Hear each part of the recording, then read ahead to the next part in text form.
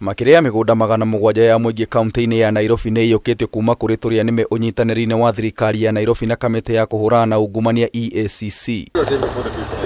Mũgũnda wa ica ikuhĩ nĩ wa eka 5 mwena wa Karen wa kambuni ya maĩ ya Nairobi, ũrĩa kambuni ya KIUMBE ya Daf John yugĩte nĩ wayo na gũthiĩ igoti-inĩ kwenda kũrĩhwo ciringi birioni 1.1, ũrĩa kamĩtĩ ya kũhũrana na ungumania EACC ĩrathuthuria.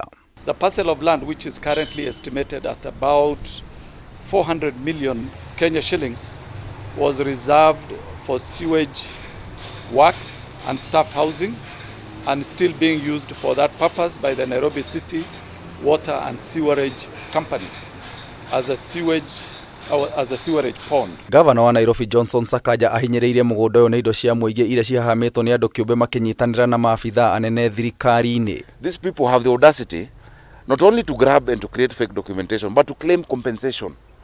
So you steal and then you ask for compensation of around 1.2 billion. I think 1.18, if I'm not wrong. You know, the audacity, and that, I think they should be not only arrested, but given a medal for bravery. Because that is just impunity of the highest order. So we're just putting you on notice. There are many, many more parcels. We've discovered actually close to 700. Tiga mũgũnda ũyũ Ngabana Sakaja oigĩte thirikari yake nĩ ĩyũkĩtie makĩria ma mĩgũnda na broti 700 cia mũingĩ kuma moko-inĩ ma tũrĩa nĩme. In Kasarani, Maji Mazuri grounds, 5.4 acres had been grabbed. Not only had it been grabbed, it was being sold to us by the grabbers. We have recovered it, and we're building also a market there. In South B, the South B market had also been grabbed. You remember what used to be called Makuti Park. And some of those involved are also public officers. We're building a market there that was supposed to be built. Imwe ya mĩgũnda ĩrĩa maiyũkĩtie ĩthiĩte na mbere na gwakwo tabarĩra cia ũthii wa na mbere. Mũhiano nĩ mũgũnda ũyũ wa makĩria ma eka 2 mwena wa Mutuini mwena wa Dagoretti ũrĩa ũthiĩte na mbere na gwakwo thoko ya mũingĩ. This is going to be the Mutuini market that they've wanted for decades. Yet there has been no development on this side by the city council or the county government. We broke ground here on the 9th of February, and you can see the scale and the size. This is a 244 million shillings project that is being paid for by taxpayers of Nairobi. Mimi ni mkaaji hapa Mutuini, Dagoretti South, na huku kulikuwa kumeharibika sana. Vijana kama mimi niko mmoja wao, nilikuwa najipiga zile madawa, bangi, mogoka, sikuwa nafanya job.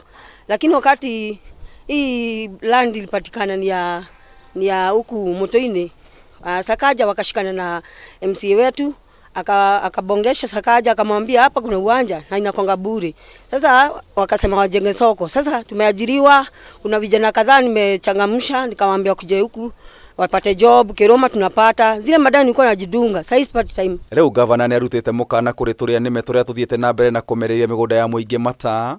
Rodoma na maafitha aungumania thirikari ni akiuga hida rĩao nĩ ithiru. And so even if you know many of land that is grabbed, there's somebody in government in cahoots with you. And that's why we have the EACC. The EACC is charging those who had been in charge of those processes. And I will not speak more details of the case because it's in front of court. Kameme TV gĩkũhe ũhoro gĩtaũ wa Wanjikũ.